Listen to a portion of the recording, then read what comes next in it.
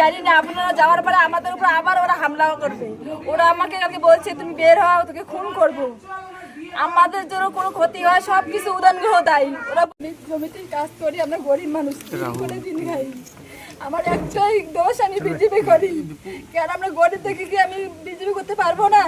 আমরা সুরক্ষা চাই। আমি চাই যে আমাদের যারা উদয়নগ্রহের নেতৃত্বে যারা আমার বাড়িতে এরকম মারধর করে আমাদের বাড়ি ঘর ভেঙে গেছে, আমার বাচ্চারা আজকে না খেয়ে স্কুলে গেছে, পড়াশোনা করে বই খাতা সব পূর্ণ খেলে ছুটে ফেলছে। আমি চাই এদের বিচার হোক, এরা যেন শাস্তি পায়। আমি এটাই বলবো, আর কিছু বলার নেই আমার। আমি আর কি বলবো? কতটা আতঙ্কে আছেন? আতঙ্ক আমরা কেন ঘুমোতে পারিনি দাদা, আমরা সবাই আতঙ্ক। আমরা বাড়ির বাচ্চার, আমাদের বাড়িতে পরিবার। আমি জানি না, আপনারা যাওয়ার পরে আমাদের উপর আবার ওরা হামলা করবে। ওরা আমাকে কালকে বলছে তুমি বের হও, তোকে খুন করব। আমাদের জন্য কোনো ক্ষতি হয় সবকিছু উদানগ্রহ দায়ী। ওরা বলছে যে ওদেরকে খুন করবে, কি করার আমি এসি। পুলিশ প্রশাসনকেও বিশ্বাস করি না। পুলিশ প্রশাসন পরে আসে, ফোন করার পরে আধা ঘন্টা 1 ঘন্টা পর আসে। ওরা বলে যাচ্ছি দিদি যাচ্ছি।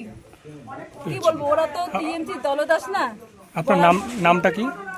আমার নাম অলিরা বর্মন। কি পদে আছেন আপনি বিজেপি? আমি দিনহাটা বিধানসভার 6 নং মণ্ডল মহিলা মোর্চার সভানেত্রী।